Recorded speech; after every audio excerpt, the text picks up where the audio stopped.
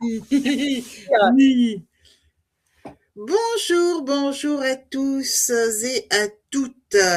Nous allons parler aujourd'hui d'un sujet qui paraît parfois léger et qui en réalité est profondément stratégique. En tout cas, c'est vraiment ma conviction et je suis sûre que c'est celle d'Hélène également. Et donc, ce sujet, ce sont les moments où les humains se retrouvent dans l'entreprise. Parce qu'aujourd'hui, ce que moi, je peux constater sur le terrain tout au moins, c'est que beaucoup d'équipes travaillent ensemble sans vraiment créer un vrai collectif. Et souvent, ce n'est pas un problème de motivation. Non, non, c'est un problème de lien et de liant, de coopération, d'espace pour construire ensemble. Alors, qui mieux que mon invité aujourd'hui, à savoir Hélène Brossier-Martiquet, pouvait nous parler de ce sujet avec toute son expertise et ses expériences. C'est la seule, vraiment Hélène, de mon point de vue, tu es la seule personne à oser évoquer l'importance du débriefing dès que le client investit, veut investir dans les temps collectifs. Et ça, c'est vraiment quelque chose qui est qui m'a marqué et qui est très différenciant, à mon sens, dans ton approche des team building. Est-ce que tu peux déjà te présenter, s'il te plaît? Merci Corinne.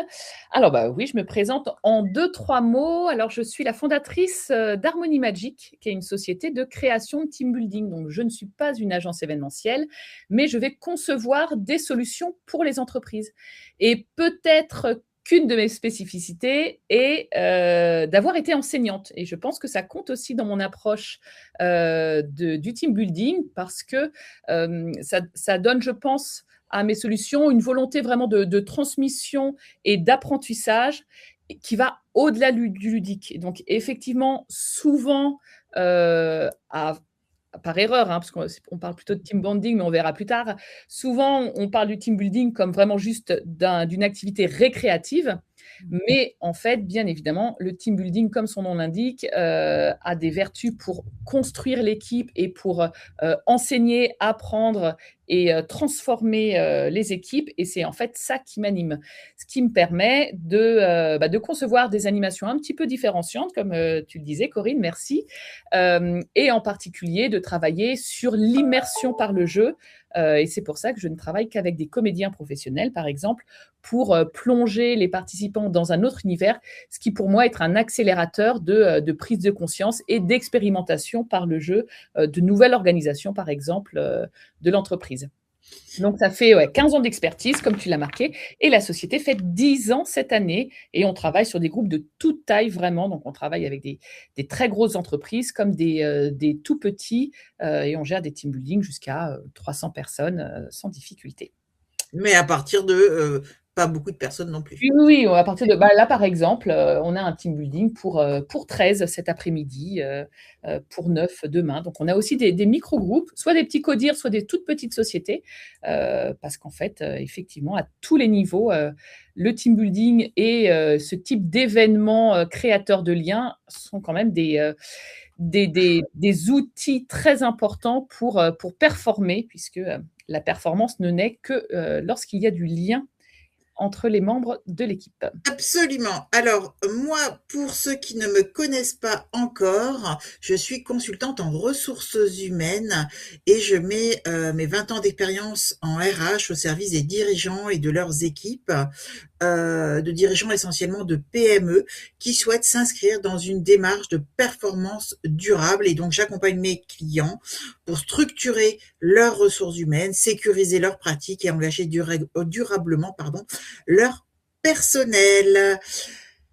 Je vais vous demander dans un premier temps votre participation. Finalement, je vais tout de suite vous mettre dans le bain. Est-ce que vous pouvez nous orienter dans le chat, nous dire finalement pourquoi vous avez souhaité rejoindre notre webinaire? Qu'est-ce que vous attendez de nous? Ça va nous permettre, et puis quel est votre rôle? Ça nous permet en fait de mieux aussi orienter soit nos exemples, soit directement notre discours et surtout d'être en adéquation avec vos attentes, vos objectifs pour ce webinaire. J'imagine que vous en suivez pas mal, donc autant que celui-ci répondre le mieux possible à vos objectifs. Alors, pendant ce temps, je vais déjà vous poser une question simple. Qui a participé dans ces derniers mois, dernières semaines, dernières années, à un événement d'entreprise où vous avez bien mangé, vous avez bien rigolé, vous avez fait une activité super sympa, et puis la semaine suivante, le lundi ou peu importe quel jour, tout est redevenu exactement comme avant. Alors c'est pas pour vous titiller ou par curiosité hein, que je vous pose cette question-là. C'est parce que finalement, moi je m'aperçois que c'est souvent le problème. La semaine d'après, bah, finalement, tout revient pareil. Ben oui, beaucoup de temps collectif crée une émotion, mais ne crée aucune transformation durable. Et finalement, c'est ce que l'on cherche dans ces temps collectifs. Certes, parfois, et tout à l'heure, Hélène va vous l'expliquer, on va rechercher on va chercher à créer une émotion, à créer une osmose et pas aller plus loin. Mais finalement, quand on investit dans du temps collectif en tant qu'entreprise, en tant que dirigeant, en tant que RH, on a envie d'aller plus loin. On a envie que ça serve le groupe, que ça serve la performance, la cohésion globale pour construire l'avenir. Et alors ce décalage finit, moi j'observe souvent sur le marché, finit par générer du cynisme. En tout cas, c'est ce que ça peut atteindre. Encore une animation RH. Ben non, d'abord, c'est pas une animation RH, c'est une animation collective. Encore une réunion inutile. Ben ouais. Encore un séminaire hors sol. Ça, ce sont des réflexions que moi j'entends régulièrement, alors qu'en réalité, vraiment, les temps collectifs devraient être, je dis bien devraient être des accélérateurs de coopération. Je vais partager avec vous quelques chiffres. D'après moi, les équipes ne manquent pas forcément d'envie de bien faire, d'envie de se projeter, d'envie de dynamique. Elles manquent souvent de collectif, d'esprit collectif. Et ce que l'on peut apercevoir dans les dernières études, c'est que, en tout cas les chiffres que l'on nous partage, c'est qu'un collaborateur sur deux juge les team building, parce qu'on parle de team building, sont peu utiles. Que finalement, le manque de cohésion est un facteur majeur de désengagement. C'est quelque chose que l'on retrouve souvent quand moi je pose la question à des collaborateurs qui sortent des entreprises, eh bien en fait, ils se sont désengagés au fil du temps à cause de ce manque de cohésion, d'osmose entre les personnes qui forment les équipes.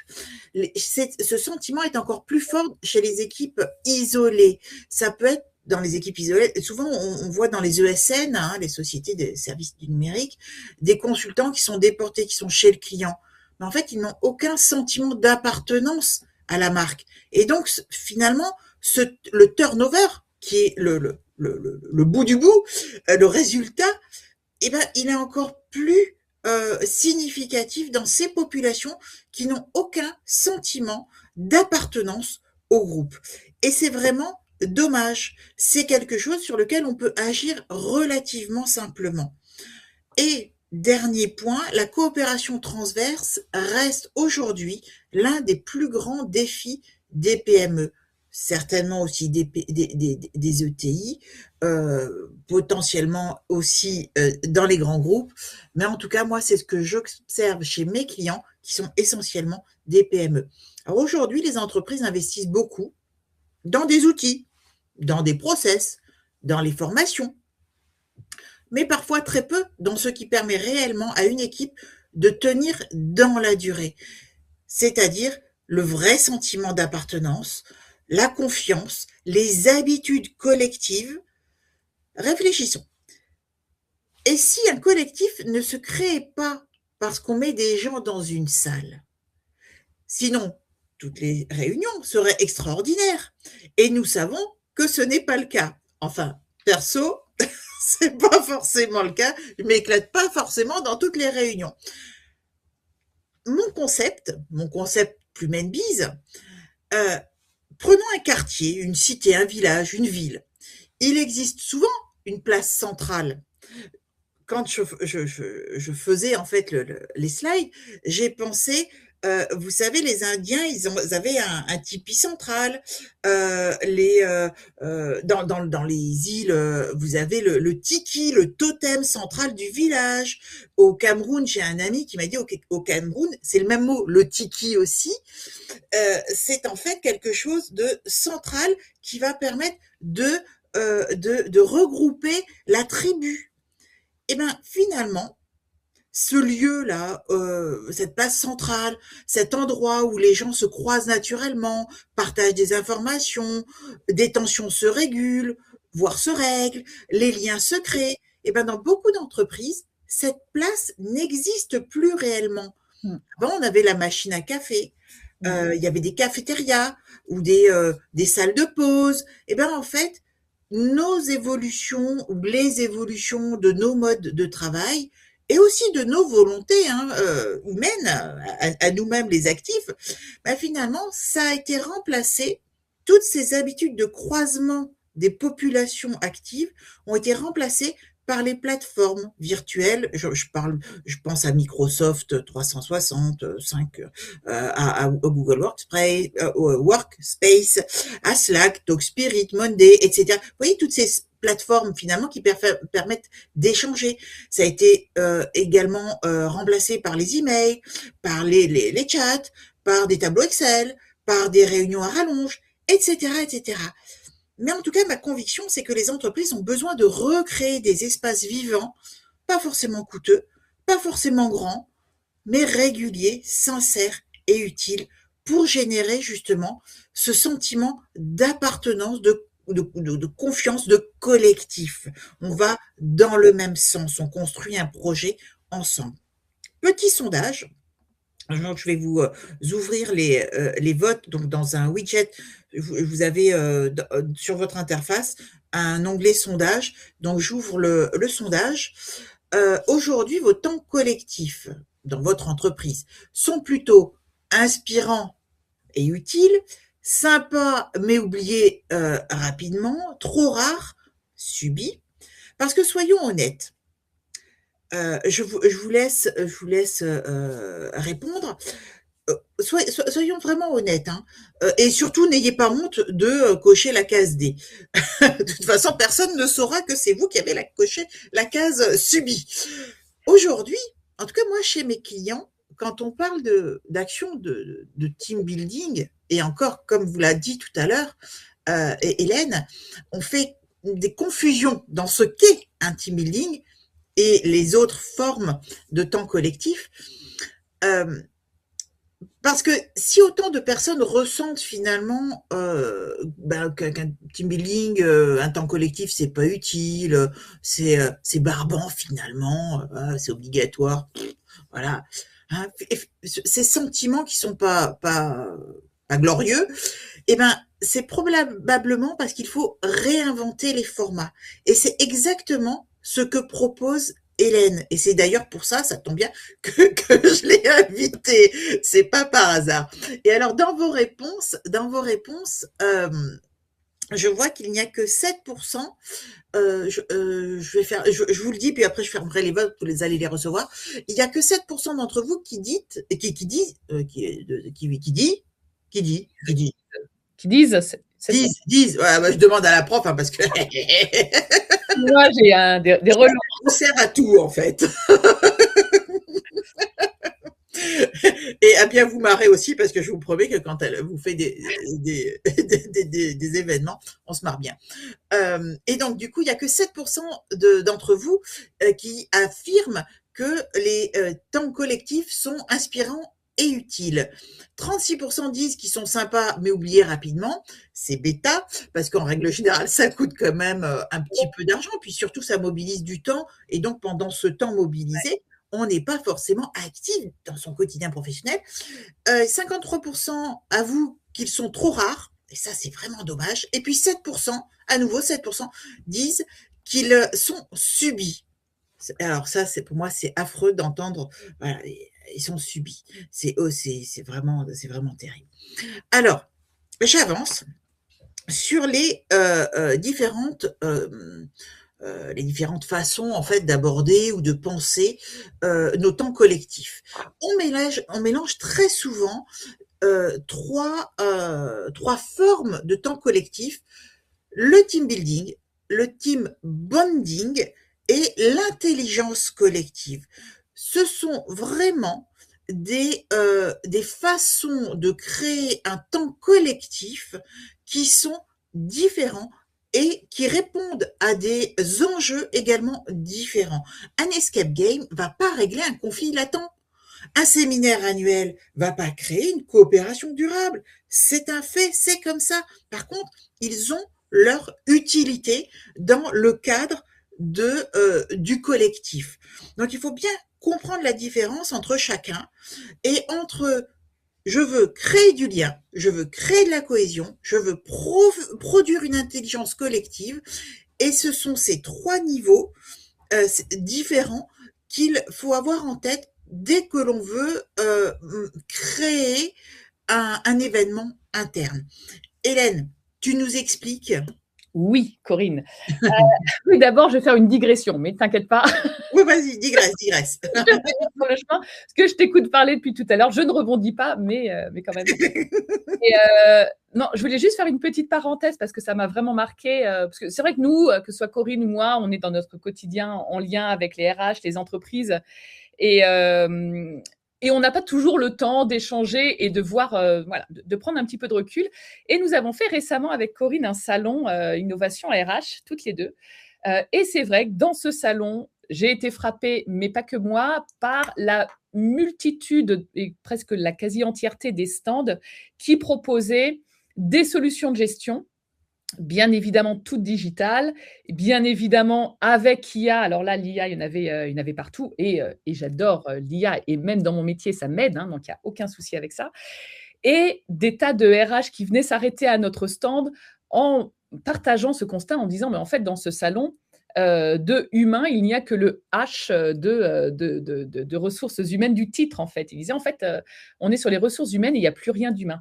Et c'est vrai que nous sommes dans un quotidien et qui a été renforcé en plus par le Covid avec des équipes, comme tu l'as dit, Corinne, qui sont un petit peu décentralisées. Et on a Chloé et quelqu'un d'autre dans le chat qui nous disait qu'on a aussi des entreprises avec des antennes en province ou des équipes éclatées. Et donc, le lien humain est plus difficile à créer de fait et encore plus difficile quand on nous colle dans les pattes uniquement des outils digitaux. Et tu parlais aussi des réunions Teams, comme cette magnifique aussi plateforme Webikeo, et aussi des tableaux de Microsoft, etc. Et juste hier, je te partage Corinne, je discutais avec quelqu'un par mail, je proposais de lui partager un tableau Excel et bon, de synthèse, etc. Et elle me dit, s'il vous plaît, pas d'Excel. Alors, comment elle m'a dit ça? Elle m'a dit, c'est anxiogène pour moi.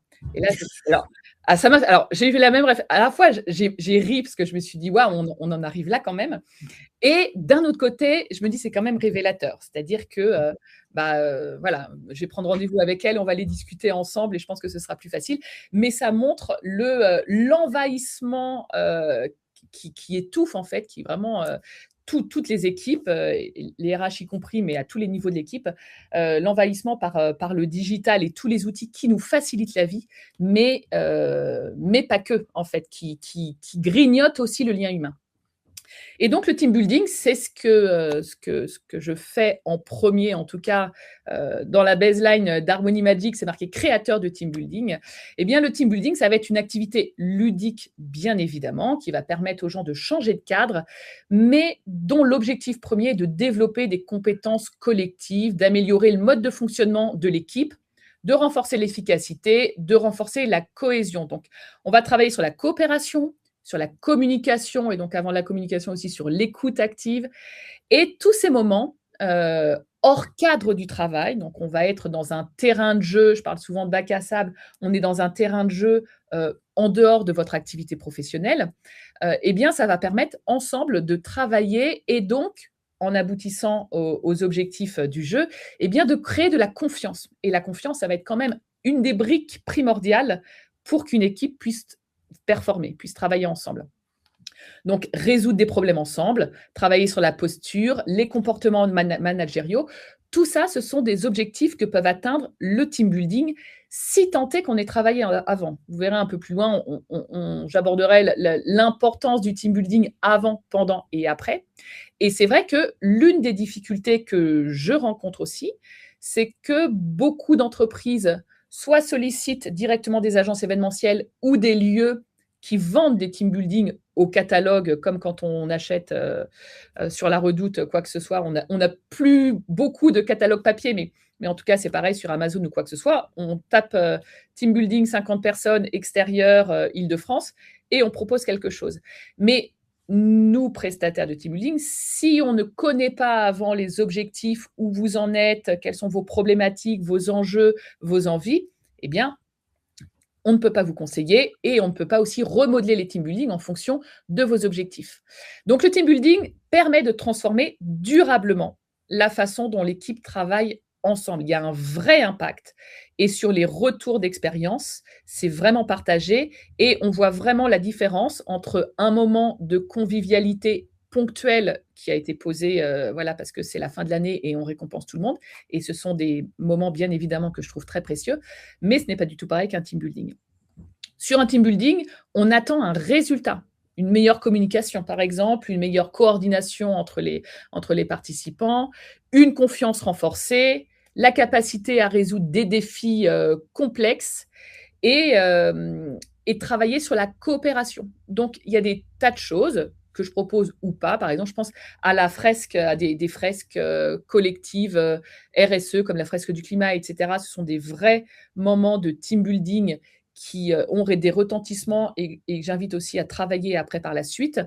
Nous, pour le coup, chez Harmony Magic, on travaille beaucoup des team building scénarisés puisqu'on travaille uniquement avec des comédiens professionnels. Donc, on va résoudre des enquêtes, on va faire des cluedos géants, par exemple. On va faire des scénarisations de pubs. On va proposer aux participants de créer la pub de leur entreprise sur une thématique qui aura été travaillée en amont avec vous. Et donc, tout ça, ça permet d'avoir vraiment un impact durable et éventuellement des coachings derrière pour accompagner. Donc, voilà pour le team building, ce qui n'a rien à voir avec le team bonding. Et dans vos équipes, vous avez noté sur le sondage, par exemple, que les moments collectifs sont trop rares. Eh bien, l'une des clés, c'est d'alterner aussi team bonding et team building. Et ça dépend aussi du moment de l'année. Je trouve par exemple, et je le vois par rapport à mes clients, au mois de juin, où on espère tous qu'il va faire beau, le moment de récompense, de création de liens, de renforcement des relations interpersonnelles, eh bien, c'est un moment très propice, le mois de juin. Alors qu'au mois de septembre, on va plus être sur des team building qui rappellent les missions de l'entreprise, les valeurs et éventuellement des transformations à faire. Donc, le team bonding, lui, va plutôt travailler sur l'émotion, comme disait Corinne tout à l'heure. Donc, c'est plutôt des moments conviviaux et très souvent, c'est organisé en interne parce que ça peut être un after work, parce que ça peut être un bowling, un laser game, une soirée, donc quelque chose qui se fait en extérieur. On sort du cadre de l'entreprise. On interagit ensemble de façon beaucoup plus directe et humaine. C'est un moment agréable. On travaille beaucoup sur l'ambiance de ce moment-là. Donc, on va faire des soirées à thème, par exemple. Et ça va permettre de mieux connaître ses collègues, de travailler sur les relations humaines. Et donc, à partir du moment où on va créer un lien affectif aussi, une cohésion affective dans l'équipe, eh bien, ça va bien évidemment se ressentir sur le travail. À partir du moment où il y a une cohésion affective, il va y avoir plus d'engagement au travail et surtout une rétention des talents, ce qui est, on sait aujourd'hui, plus difficile à faire. Donc, les relations interpersonnelles, pour moi, c'est le team bonding. On en fait bien évidemment, nous aussi. Ça va être, par exemple, et là, on va en faire, je regarde sur ma droite parce que j'ai mon tableau de prestations, mais on en fait à fond en ce moment, bien évidemment. Ça va être toutes les Olympiades que l'on va créer pour les groupes, ce qui nous permet aussi de gérer de très, très gros groupes. Alors, pour changer et pour pas faire kermesse d'école, on scénarise, on thématise. Ils vont vivre des koh-lanta, des Squid Game, des Olympiades mousquetaires avec voilà, un pour tous et tous pour un. Donc, on va être sur ce type d'animation voilà, qu'on appelle par des formations team building, mais vraiment purement cohésion, purement fédérateur, purement aussi, on se défoule, parce que c'est la fin de l'année et c'est avant les vacances et ce sont des moments qui créent du lien. Souvent, moi, je sais que j'aime bien avoir une équipe de tournage, j'aime bien avoir un photographe parce que ce sont des moments où on va voir des gens rire, des gens se prendre dans les bras, des gens se taper dans les mains et c'est vrai que, bah, tout ça, ce sont des souvenirs vivants de ce qu'on peut vivre aussi en entreprise et c'est également précieux. Corinne a également parlé de, l'intelligence collective et je crois qu'on en parlera juste après, et c'est vrai que sur vos entreprises donc voilà, l'intelligence collective, ouais, tu l'as affiché. Je reviens en arrière. Je reviens en Oui, arrière. je reviens en arrière. Donc effectivement, la distinction est essentielle. Alors même si moi, j'ai jamais entendu de clients m'appeler en me disant: «On veut un team bonding». Jamais personne personne m'a appelé, donc tout le monde appelle ça team building. Néanmoins, c'est vraiment important pour les prestataires et pour que vous soyez au clair dans comment on construit l'année. Et c'est vrai que moi, je suis pour avoir une vision du travail, de la cohésion, du travail des valeurs de l'équipe sur du long terme. Eh bien, c'est important de savoir quels sont nos objectifs. On ne peut pas tout faire, c'est comme tout, hein. On ne peut pas tout faire en un seul événement. Et donc, il faut savoir, il faut dire à vos prestataires, si vous utilisez des prestataires extérieurs, qu'est-ce qu'on veut faire. Si vous créez en interne des team bonding, eh bien voilà, on est sur la cohésion, on veut créer, du lien alors et puis ça va dépendre aussi du profil, voilà, quel est le profil, quelle est la classe d'âge, on peut faire des sondages dans l'entreprise pour savoir ce qu'ils aimeraient, mais effectivement, ce ne sera pas du team building, donc à l'impossible nul ni tenu. On ne va pas transformer complètement l'organisation, des équipes en proposant uniquement du team bonding. Il faut vraiment, travailler de façon un peu plus précise et plus profondément.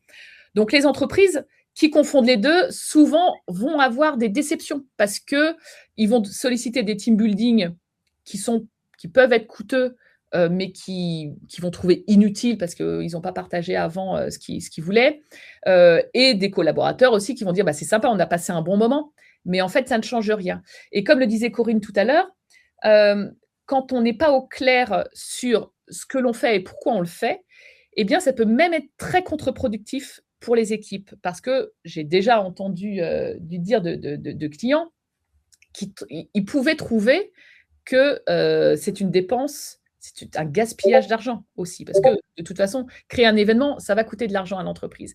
Et je me souviens très bien d'un client avant qu'on commence, l'animation qui était mais vraiment révolté de participer à ce moment dans un château et cetera parce que, eh bien, le climat de l'entreprise était plutôt, à, resserrer les budgets sur des tas de choses et lui disait qu'il ne comprenait pas l'investissement de l'entreprise pour ces solutions.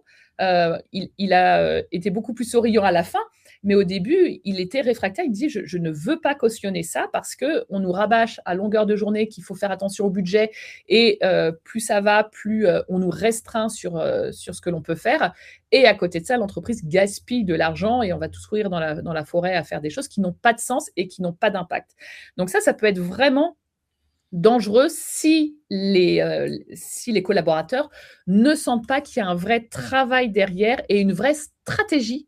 En fait, l'animation et le moment collectif dans l'entreprise, c'est vraiment un choix stratégique et c'est pas juste cocher une case, c'est pas juste: «Faut le faire, ça va leur faire plaisir».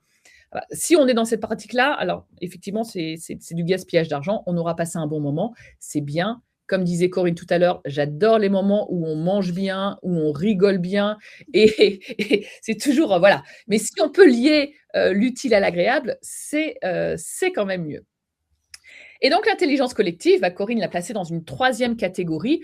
Moi, j'avoue que j'ai beaucoup de mes team building quand on me demande de travailler sur l'intelligence collective. Voilà, j'oriente sur certaines solutions, dont la Murder Party que tu connais, Corinne, où on doit élucider un crime parce que c'est vraiment, cérébral et comme les escape games, on a vraiment travaillé l'escape game avec les jeux pour travailler sur l'intelligence collective, la collaboration entre les différents membres.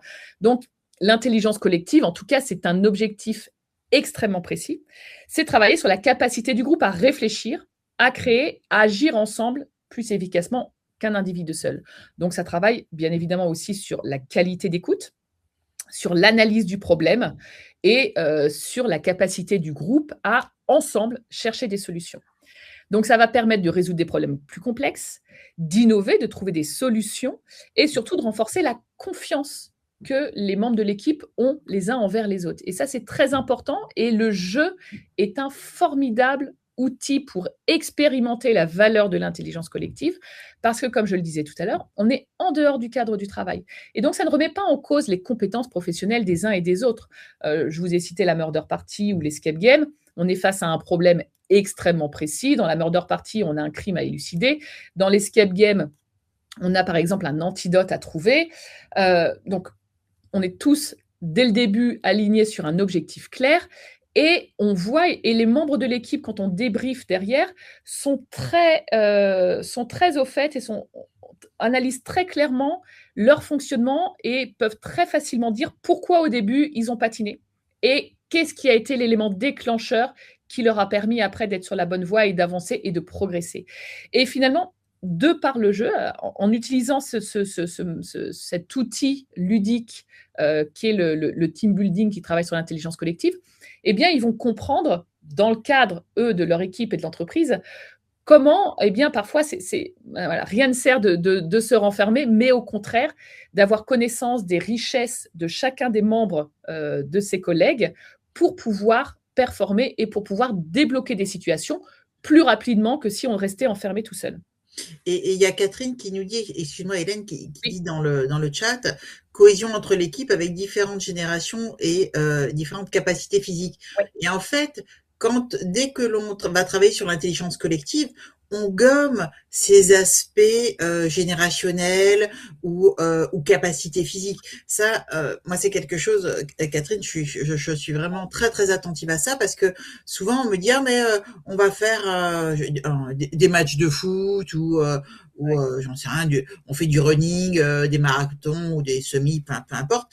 Mais en fait, ça s'adresse, le sport, le vrai sport ne s'adresse pas à tout le monde dans des collectivités.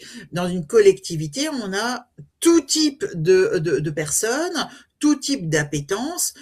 Euh, Évidemment, quand on travaille sur l'intelligence collective, sur le team building intelligent, donc avec un objectif, dès qu'on s'est posé la question de l'objectif, eh bien, on reprend, on remet du sens pour l'ensemble du collectif. Ça ne veut pas dire qu'il ne faut pas faire de challenge sportif. Moi, j'adore les challenges sportifs, ça m'amuse beaucoup avec mes capacités, mais c'est autre chose. On va chercher autre chose quand on va faire des challenges sportifs.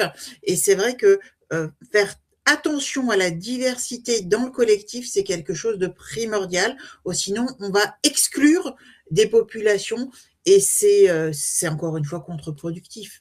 Hélène, je ne sais pas ce que tu peux... Alors moi, j'ai une position très claire dessus. Donc, comme je vous disais, j'étais enseignante et quand j'ai commencé à créer des team building, donc c'est plutôt des agences qui m'ont demandé d'en créer, je ne me voyais pas du tout créer des Olympiades ou des trucs comme ça parce que je me mettais à la place des participants. Et moi, en étant en entreprise, en séminaire, dans un beau lieu, si on m'avait dit, bon, bah voilà, là, on vous a fait une surprise, vous allez faire un Koh-Lanta, allez, on s'applaudit, allez, on se... Mais j'aurais détesté ça. Mais bon, ceci dit, bah maintenant, j'ai une société qui crée des team building. Et en fait, c'est pour ça aussi que je n'ai pas des animateurs qui sont des coachs sportifs ou des animateurs sportifs. C'est pour ça que dans mon équipe, où il y a plus de 100 personnes quand même, sur ces 100 personnes, j'ai 106 comédiens et 4 personnes, des électrons libres, qui ont été coachs, etc., etc. Mais parce que justement, et ça c'est comme ça que je fais les briefings aux équipes, que ce soit mes équipes ou aux équipes sur le terrain, quand on crée des animations, donc comme ce qu'on peut appeler sportif, Catherine, donc les Olympiades, où je pense que c'est ce que vous imaginez comme challenge sportif. Alors oui, il peut y avoir de l'engagement, mais en tout cas, sur tous les pôles d'activité, déjà, je briefe mes équipes en leur disant que personne n'est obligé de participer. On ne contraint pas les gens à participer. Et dans chaque pôle d'activité, il y a plusieurs postes à prendre, en tout cas, pour œuvrer à la réussite de l'équipe. Et je dis dans mon brief de départ à tout le monde que forcément, il y a un moment où vous allez être la pièce maîtresse de votre équipe.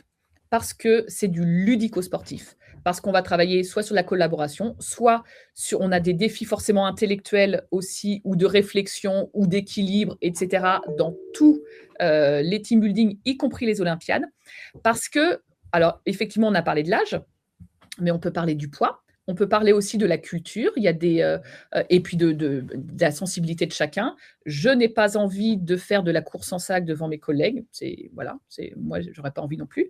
Ni de faire j'ai pas envie, moi, de faire du tir à la corde et de revenir avec des ampoules, etc. Donc, il y a des choses qu'on n'a pas envie de faire, qui nous ressemblent pas. On n'a pas envie de se mettre en scène comme ça devant ses collègues. Et puis, il y a une question d'âge, on en a parlé, mais il y a aussi une question de handicap. Et je trouve que si on organise un événement pour la cohésion et pour le collectif et qu'on ne prend pas en considération les différents handicaps qu'on pourrait avoir dans l'entreprise, alors je parle du handicap, mais on peut parler des femmes enceintes, on peut parler des gens voilà, qui... Et c'est pas possible. C'est pas possible. C'est-à-dire qu'on a un faux dialogue d'intégration. Donc, de toute façon, le team building, quoi que vous choisissiez, il faut effectivement absolument qu'il puisse intégrer la totalité des membres de votre équipe et donc de faire appel à un prestataire qui ait ce souci-là. Et par contre, à côté de ça, bien évidemment, on fait des Koh-Lanta avec une équipe des équipes de start-up où ils sont 20. Et là, ça va dans tous les sens, ça court et on n'arrive pas nous-mêmes à courir après eux. Et c'est très bien. Mais en tout cas, il faut avoir la capacité déjà à rassurer, dire à tous les participants qu'ils vont s'investir et que tout n'est pas obligatoire. Et bien évidemment, on n'est pas là pour se blesser. Hein. Le but est que le lendemain, ils retournent au travail. C'est la moindre des choses. Mais voilà, c'est un vrai soin, effectivement, qu'il faut avoir pour ces équipes. Et donc, on était sur le team building d'intelligence collective. Donc, ça va apprendre aux équipes à structurer les échanges, à faire circuler les idées, à être beaucoup plus ouverts aussi, à accueillir les idées des autres, à partir du moment où on a vu que accueillir les idées des autres, ça ne veut pas dire qu'il faut les embrasser forcément, ces idées, mais par contre que, avec ce petit principe de popcorn, d'échange, de mettre carte sur table sur qu'est-ce qu'on a, voilà, les différentes pistes, etc., en tout cas, ça permet d'arriver à l'issue beaucoup plus rapidement. Donc parfois, oui, il y a des idées, des bonnes idées qui ne remontent pas. On le sait sur le terrain dans le cadre de l'entreprise, on le voit nous sur le team building, et tout simplement parce que ces idées, elles n'ont pas d'espace pour être entendues. Et là, c'est l'histoire du village dont nous parle Corinne depuis tout à l'heure. Alors les erreurs, qu'est-ce que tu constates toi, sur les erreurs? Alors, les erreurs, il y en a une foultitude. Donc, c'est vrai que les erreurs dans tous les temps collectifs, donc là, on a beaucoup parlé de team building, mais ça passe aussi sur les réunions. Je crois que c'est Sophie, oui, qui nous disait ça, c'est-à-dire que cette attention à ce que l'on va communiquer sur le collectif, ça se ressent dans tous les temps que vous allez organiser, y compris vous, et Sophie nous parlait des réunions. Et donc, effectivement, il faut éviter les réunions trop descendantes et au maximum faire participer, et pourquoi pas dans vos réunions faire des jeux ou des mises en situation à incarner. Et alors peut-être que c'est pas facile au début pour les membres de l'équipe, mais peut-être qu'ils peuvent s'habituer à ça. Peut-être qu'au début vous allez avoir besoin de quelqu'un en extérieur pour faciliter ce mode de fonctionnement. Mais ce sont des habitudes à prendre. Et les habitudes, bien évidemment, ça se prend petit à petit. Hein. Le trop de fun là, que tu as affiché, c'est le team bonding, donc c'est chouette. Voilà, on a besoin aussi dans l'entreprise, et il y a des secteurs d'activité, des entreprises qui sont vraiment sous tension. Et pour moi, c'est vraiment des bulles d'oxygène de pouvoir offrir des moments de lâcher prise. Mais ça peut être un petit déjeuner, ça peut être un défi, si vous avez des réseaux internes entre vous, des défis photos. Voilà, il y a des tas de choses à organiser, comme ça peut être un after-work, comme ça peut être un karaoké, etc. Ça dépend aussi de la taille de l'entreprise. Mais voilà, on sait que ces moments, il faut aussi cumuler et mutualiser sur ces moments-là. C'est pour ça que je parlais des photos. Tout à l'heure, je parlais des photos et des vidéos. Et je trouve qu'une salle, par exemple, de restauration ou de pause, où on met les photos des derniers événements, je trouve ça toujours très sympa. En fait, d'ailleurs, moi, je le fais pareil pour moi. Hein, vous voyez, ça, c'est derrière moi. Ce sont les photos de nos moments à nous. qu'on a partagés, où c'est pas toujours très valorisant pour les uns ou pour les autres, mais en tout cas, ce sont des moments où on a ri, qu'on a partagé ensemble et voilà, ça montre un peu, et parfois quand on est en surcharge, quand on est sur des périodes tendues, voilà, d'avoir ça au bureau, dans une salle de pause, et cetera, ça fait remonter aussi des émotions positives, parce que c'est aussi important et les émotions, ça grave dans la mémoire, hein, ce qu'on a partagé. Et aussi, un gros danger, c'est d'être complètement déconnecté du terrain. C'est dangereux de proposer des animations avec des objectifs quand on n'est pas du tout aligné avec la vraie vie de l'entreprise. D'où l'intérêt de vraiment travailler les solutions et ce qu'on va faire dans l'événement en amont. Et je sais que ce n'est pas le cœur du métier RH, qu'il y a des tas de choses, des tas de soucis à gérer, d'organisation, de tableaux Excel, etc., qu'on est obligé de gérer. Mais en même temps, il ne faut pas négliger le soin apporté à l'événement, parce que déjà, ça se ressent. Et pour les participants, le soin apporté à l'événement organisé, c'est un reflet du soin qui est apporté aux équipes. Et puis, bien évidemment, on en a parlé, trop rare. Alors, parfois, moi, je ne jette pas la pierre. Hein, parfois, pour tous je crois, les 53% qui ont voté sur les événements collectifs sont trop rares. Ça peut être une question de budget, ça peut être une question de manque de temps. Donc, si c'est qu'une question de manque de temps, n'hésitez pas à les confier à des gens compétents, qui connaissent bien le terrain, parce que c'est vrai que les agences ou les plateformes, on a depuis le Covid, énormément de plateformes événementielles, Organise ton séminaire, Cactus, Aléou, séminaire.com, etc., qui existent. Mais ça revient au catalogue La Redoute, en fait, puisque il n'y a aucune stratégie et aucun accompagnement. Et en fait, c'est vraiment moins cher, en plus, d'avoir contact avec les prestataires en direct, parce que tous ces intermédiaires, bien évidemment, prennent énormément de marge. Donc, n'hésitez pas à en parler, à ouvrir le dialogue et je rajouterais en erreur classique le débriefing, dont on est assez friande avec Corinne.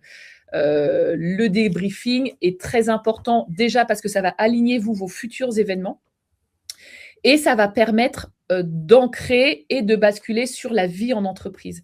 Quand on travaille avec Corinne auprès d'équipes, ce qui est important, c'est de voir ce qu'ils ont expérimenté à travers ces moments, ce qu'ils ont vécu, ce qu'ils ont aimé, ce qu'ils ont trouvé qui fonctionnait dans leur équipe, ce qui a fait obstacle pour arriver à la fin avec leur équipe au terme du jeu. Et à partir de là, trouver des clés pour le quotidien dans l'entreprise. Et parce que c'est ça, en fait, finalement, c'est ça qu'on cherche. Oui, c'est l'enjeu. C'est l'enjeu. C'est l'enjeu. Et donc, ce qui nous demande de réinventer, souvent, ces temps collectifs. Alors, c'est vrai qu'avant, il y a eu une grande mode du temps collectif. Fallait faire voilà, c'est souvent les réunions. C'était des team building qui n'avaient pas de sens, des olympiades qui coûtaient parfois très cher dans des lieux, mais en plus, je trouve que, enfin, moi, j'avais le sentiment pour les gens qui organisaient que c'était presque le passage obligé. C'est la contrainte, c'était un peu la punition de l'année. Ah, il va falloir, et là, on récolte effectivement tous les retardataires qui n'ont pas organisé encore leur séminaire en juin parce qu'on sent qu'ils traînent des pieds parce que c'est vraiment pas leur truc. Donc, c'est vrai que souvent, pour les entreprises, voilà, ils se disent: «Faut organiser des événements, il faut organiser des team building, mais il faut du budget pour tout ça». Alors qu'en réalité, je dirais qu'il ne faut pas forcément faire des choses gigantesques, très récurrentes, avec du gros volume, un effet waouh, et cetera. Il faut plutôt travailler en amont sur l'intention et plutôt travailler en ciselé sur qu'est-ce qui va convenir à mes équipes en fonction de mon objectif ou de mes objectifs, qu'est-ce qu'ils ont fait avant, où est-ce qu'on en est.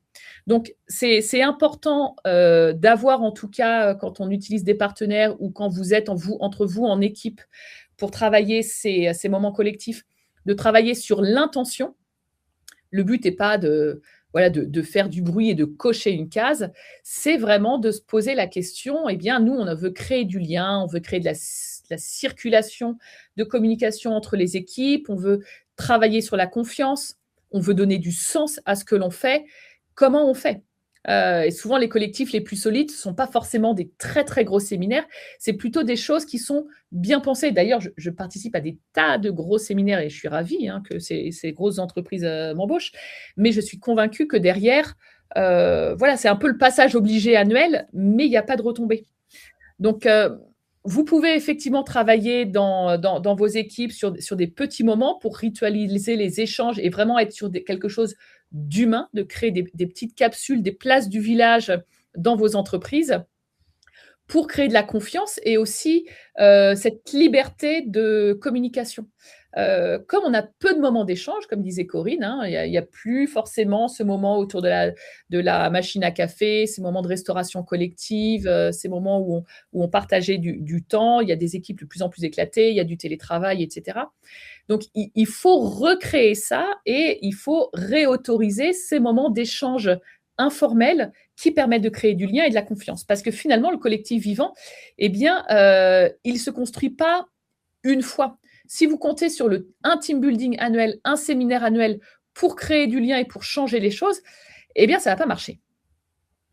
Et donc, l'avantage et l'enjeu, ça va être de travailler, comme je dis depuis tout à l'heure, et comme Corinne en a déjà parlé, sur le avant, le pendant et le après de l'événement que vous allez créer. Mais tu sais, en fait, tout ce que tu dis là, ça me fait penser, en juin, là, c'est la semaine de la QVCT, comme Oui. tous les ans depuis quelques années. Et moi, j'ai des clients qui me disent, ah là, il faut qu'on fasse des activités là autour de la QVCT. Alors, pour les participants qui sont là aujourd'hui, je vous interdis de penser comme ça.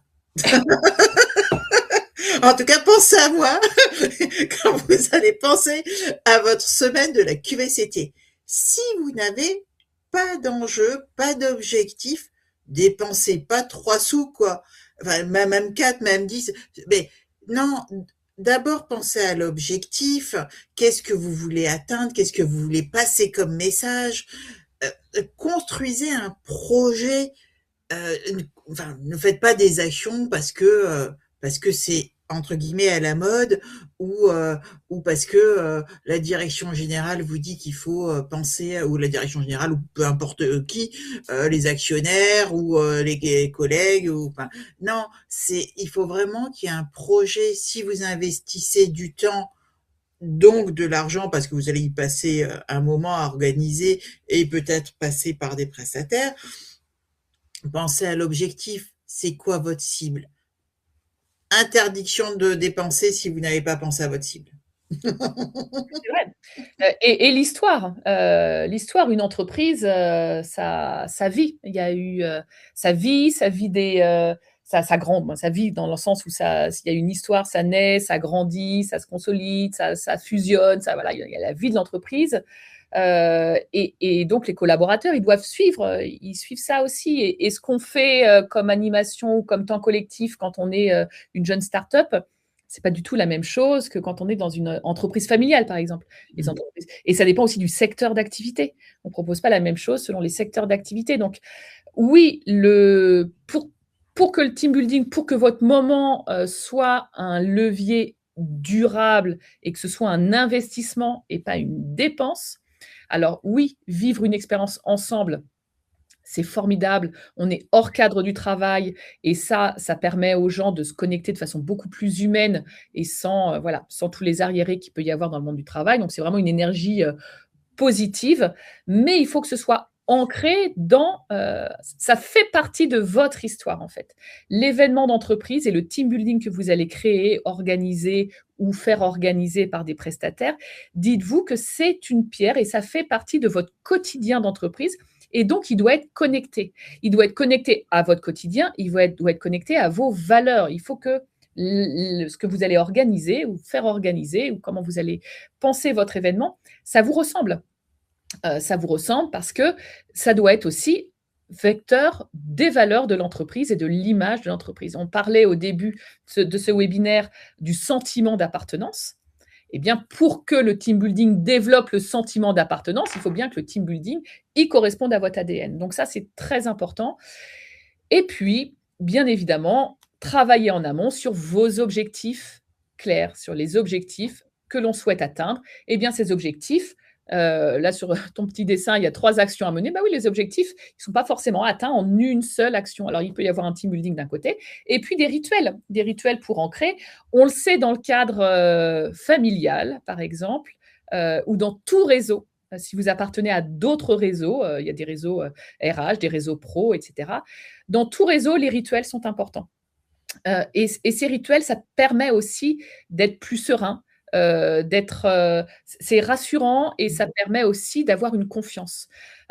Et sur l'entreprise, eh bien, si on veut pas morceler et que chaque personne soit un électron libre, si on veut mettre du lien, eh bien, créons des rituels. On les propose. Alors, c'est vrai que des fois, c'est décourageant parce que c'est toujours les mêmes qui participent éventuellement à ces rituels et on n'a pas envie de les imposer. C'est comme ça. Mais c'est comme ça. C'est pas grave. Et puis, peut-être qu'au bout d'un moment, il y aura un effet boule de neige. Et puis, on compte dessus, mais en tout cas, il faut les proposer. Et puis, bien sûr, pour en faire un levier durable, n'hésitez pas à mesurer. Donc là, on parle aussi du débrief, à célébrer. Et donc, moi, j'aime beaucoup aussi les événements qui célèbrent un moment fort de la vie de l'entreprise, une étape à franchir. Et souvent, je dis qu'on doit gérer une entreprise un peu en bon père de famille. Donc, oui, il faut dire quand c'est bien, il faut dire quand il faut se congratuler quand on a atteint les objectifs, il faut récompenser. Ça peut être un magnifique team bonding, mais faut donner du sens, il faut verbaliser pourquoi on le fait. Et tout ça, ça permet d'avoir un plaisir partagé et puis une envie, un engagement du collectif. Et ça permet aux gens d'avancer ensemble et de savoir pourquoi on avance ensemble. Et ça, je pense que c'est très précieux. C'est vrai que la création de souvenirs communs, c'est un lien extrêmement fort. Et il faut vraiment s'en servir pour créer de la cohésion et de la communion entre les différents personnels finalement d'un collectif. Alors, nous en arrivons au management, parce que finalement, quelle est la place du management dans toutes ces super extraordinaires, géniales, etc. Activités? Ben, en fait, le manager aujourd'hui, ce n'est plus seulement, entre guillemets, un superviseur. C'est vraiment l'animateur du collectif. C'est son nouveau rôle et ce rôle est vraiment très, très, très important, très lourd aussi. Et on voit beaucoup de managers épuisés sur le terrain et c'est vraiment dommage. Pourquoi ils sont, enfin, qu'est-ce qu'ils doivent faire tous ces managers qui doivent animer le collectif? Eh ben, ils doivent faire circuler les flux, circuler l'information, réguler les tensions, la charge de travail, la charge mentale, etc.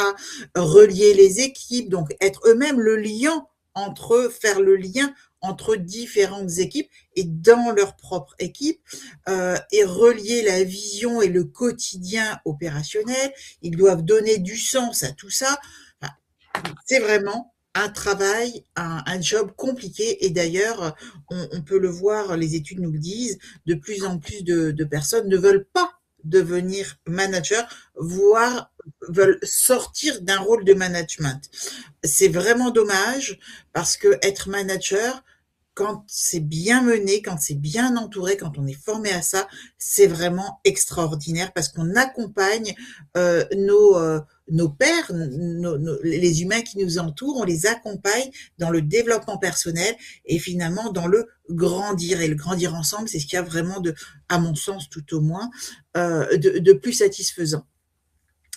Alors, un bon collectif, normalement, doit amener un partage de la responsabilité portée par les responsables, par les managers. Et c'est ce que l'on va aussi essayer de travailler durant les temps collectifs, qui sont pas finalement, on vous l'a dit et rabâché, qui sont pas seulement là pour souder, ils doivent permettre de développer et à chacun de se développer. Pas besoin, et Hélène vous l'a dit, d'un budget faramineux, pas besoin d'un château pour faire un séminaire. Parfois, la vraie transformation va commencer très simplement. Et alors là, je suis très très fière de moi parce que je vais vous donner un petit exemple d'activité en lancement de réunion, ça peut être, en fait, en tout cas pour tous ceux qui doivent animer prochainement une réunion, je vous invite vraiment à faire ce petit exercice en début de réunion. Surtout pas long, c'est 5 minutes, 10 minutes si vous êtes plus nombreux, mais il faut pas que ce soit long parce que ça devient barbant finalement. Hein. Demandez aux participants de réfléchir rapidement pourquoi cette réunion, qu'est-ce que vous en attendez? Et puis, à tour de rôle, chacun partage la phrase qui lui vient en tête. Et déjà là, vous vous inscrirez dans un rituel, dans un temps collectif d'engagement. Donc j'allais dire, c'est rikiki dans votre réunion. Il ne faut surtout pas que ce soit preneur du temps de la réunion, mais surprenez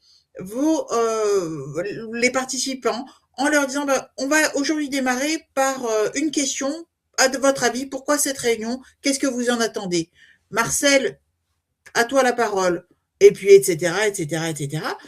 Vous-même, il faut que vous montriez l'exemple aussi. Ben moi, j'en attends telle chose. Et à la fin de la réunion, vous nous redemandez, vous faites tour de table. Même chose, hein, pas long. La phrase qui vous vient en réponse à ce que vous avez dit au début de la réunion. Vous vouliez résoudre le problème sur le projet bidule. Eh bien, Marcel, on a fait quoi? Oh, c'était nul, on n'a pas parlé du problème. C'est pas grave que la réponse soit négative ou ah bah c'est super, on a réussi à trouver une solution pour répondre aux clients machin ou aux parents d'élèves truc. Quelle que soit la réponse, il y aura une construction et une clôture de la réunion. Et tout le monde en sortira finalement grandi et avec une meilleure appréciation de la réunion. Vraiment, faites cet exercice. C'est un truc tout bête, tout simple, mais faites-le. Donc, nous en arrivons à la fin de notre webinaire. Alors, qu'est-ce qu'il faut retenir de notre message, celui qu'on a voulu vous faire passer? En tout cas, c'est que le collectif, c'est quelque chose qui s'entretient comme on entretient un bâtiment. J'en reviens à ma place du village. C'est exactement la même chose. On entretient les outils, les process, les bâtiments. Et bien, le collectif, c'est pareil. Sinon, le risque, c'est qu'ils s'appauvrissent et finissent par se fissurer, ben comme nos murs dans nos bâtiments, dans nos lieux de vie. Alors, si on repensait les temps collectifs, pour en revenir à ce fondamental, je vais finir par en posant une question à Hélène. Quel conseil avisé, très rapidement, tu nous donnerais là pour les prochains temps collectifs? Très rapidement, parce qu'on n'a pas beaucoup de temps. Elle s'y attendait pas. Hein. Non, pas du tout. Mais je pense que le conseil, franchement, c'est de cibler ce qu'on veut. De lister là, à court terme, moyen terme, c'est quoi les différents objectifs. Et ensuite, de les hiérarchiser. Et puis en plus, souvent, l'un découle de l'autre. Donc, je pense que de se poser, parce que parfois, c'est difficile aussi pour les gens qui organisent de savoir ce qu'ils veulent aussi. Ils ne se sont pas posé la question de l'importance et de l'enjeu pour eux de ces temps-là. Donc, je pense de lister les enjeux et puis d'en choisir un, celui qui vous semble venir avant les autres. Comment on peut faire pour y arriver? Est-ce que je peux le gérer en interne? Est-ce que j'ai besoin d'avoir des conseils, de me faire aider, de me faire accompagner? Et je pense que ça permettrait, mais déjà d'être dans cette dynamique, d'avoir une map et de savoir cette année ou ce semestre-là sur quoi on travaille, par exemple. Merci beaucoup, Hélène. Merci à toi. Merci en tout cas à tous nos participants et participantes. Je vous ai partagé dans le chat nos liens LinkedIn. N'hésitez pas à nous contacter. J'ai pas vu de questions en fait dans le chat.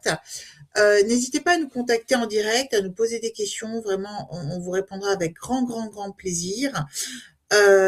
Merci encore beaucoup Hélène pour ces team building ces team building, tu vois, voilà, pour ces webinaires que tu acceptes d'animer avec moi. J'espère qu'on se retrouvera très vite et en tout cas, le prochain webinaire aura lieu le 5 juin sur le thème de l'onboarding. Au mois de juin également, j'aurai le plaisir de vous présenter une toute nouvelle solution que j'ai créée avec des 2 partenaires, pour mettre en place et maintenir en fait les documents uniques d'évaluation des risques professionnels. Une solution qui s'appelle DuerPilot et qui est une solution SaaS très très intuitive. Et en juillet, j'aurai le plaisir également d'animer un webinaire avec une partenaire, Lydia Shibura, sur la cybersécurité au niveau RH. Donc, on a ramené ce sujet fondamental au niveau RH. N'hésitez pas à nous, merci Hélène, n'hésitez pas, oui, parce que je l'ai déjà présenté à Hélène, n'hésitez pas à nous noter, c'est quelque chose qui est important pour nous. Vous allez avoir, et vous avez, je crois, un petit widget ou un petit endroit, une question pour nous noter. N'hésitez pas à nous noter, ça nous permet nous aussi de progresser. Et puis, commentez, mettez-nous des commentaires pour pouvoir que je puisse proposer à Hélène de réaliser de nouveaux webinaires. Merci encore à tous. Contactez-nous.